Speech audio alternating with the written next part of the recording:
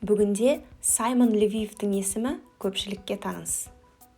Қыздарды алдап $760 миллион қалтасына салған алаяқ оқиғасы туралы Netflix фильм түсірді.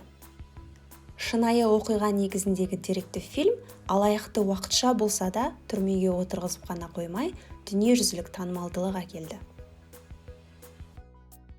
Tinder танысу сайтында өзін Саймон Левиев деп атаған израильдік алаяқтың шын есімі Шимон Хают.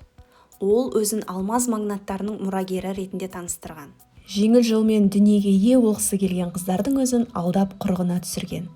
Бірінің ақшасын екіншісіне жұмсап, екіншісінің ақшасын үшінші қыздың сыйлығына жұмсаған Саймон оларға бай өмірдің дәмін татырады. Саймон Tinder сайтындағы профиліне өзінің небір қымбат чартерлік ұшақтар мен қымбат көліктермен түскен суреттерін, атақты қалалардағы VIP қонақ үйлер мен ресторандарда тамақтаған фотоларын ғана салып отырған. Саймонның алдау схемасы бәрінде бірдей, бір сценариймен жүріп отырған. Қыздармен алғашқы кездесулерінде оларға ерекше көңіл бөлген. Қымбат ресторандарға отырғызып, қыздардың әрбір сөзін мұқият тыңдап, айналысатын жұмысына, басқа да кішігірім тақырыптағы әңгімесіне болсын қызығушылық танытып, неше түрлі қымбат брендтерден сыйлықтар беріп, өзінің ниетінің шынайы екендігіне сендірген. Тіпті қыздарды чартерлік ұшақтарымен немесе машиналармен қыдыртып, олардың көздеріне ақ бозатты ханзада болып түседі. Тек өзінің бизнесмен екендігін айтып, бизнес сапарларымен ары-бері ұшып жүретіндігін ескертеді. Қыздардың қайсы болсын оған көнеді. Бәрі ертегідей болып жатқанын сезінген қыздар еш нәрседен күдіктенбей, қашықтықтағы махаббаттарын күтіп жүреді. Кенеттен күнде таңертең неше түрлі мақтау сөздермен аудиозапис жіберетін Саймон хабарсыз кетеді. Қыздар алаңдай бастайды. Бірнеше хабарламалар жібереді, жауап күтіп тағатсызданады. Сосын Саймоннан фото келеді.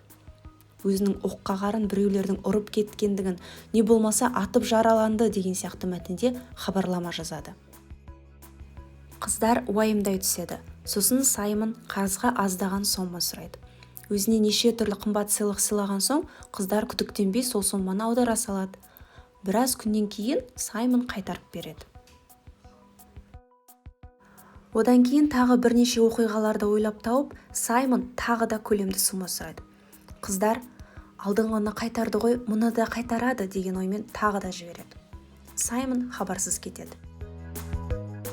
Сосын бірнеше күннен кейін тағы хабарлама келеді. Дәл қазір отбасымызда қиын жағдайға тап болдық. Бандиттер біздің бизнесті тартып алды. Қиын жағдайдамыз, қашып жүрміз. Маған ақшалай көмек бере тұрасың ба? Деп Саймон сұрайды. Қыздар одан ары қорқып кетеді. Саймон сұраған сома үлкен болса да, бірнеше банктен қарызға ақша алып, Саймон айтқан есепшотқа аударып жібереді. Саймон алғыс білдіріп, жақын арада ақшаны қайтаратындығын айтады. Өзін осылай шексіз сүйетін қызды кездестіргеніне бақытты екендігін айтады. Қыздар алаяқ құрбаны болғанын сезбей, өздерінің ақбозатты ханзадаларына көмектескеніне қуанады. Ары қарай оқиға қалай өрбіді? Саймонның былықтары қалай әшкере болды? Саймонның құрбаны болған адамдардың саны қанша? Саймон ұсталды ма? Бүгінде қыздардың қарыздары қанша? Саймон қазір қалай өмір сүріп жатыр? Осы сияқты сұрақтардың жауабын білу үшін көзі қырақты патша көңілді көрерменім ары қарай өз назарларыңызға қалдырдым. Оқиғаны толық баяндау емес, шынайы оқиғаға сілтеме жасау қызықтыру мақсатым болды. Видео астындағы описание бөлімінде фильмнің ағылшын және орыс тілді нұсқасына сілтеме берілген. Соны басу арқылы көре аласыздар.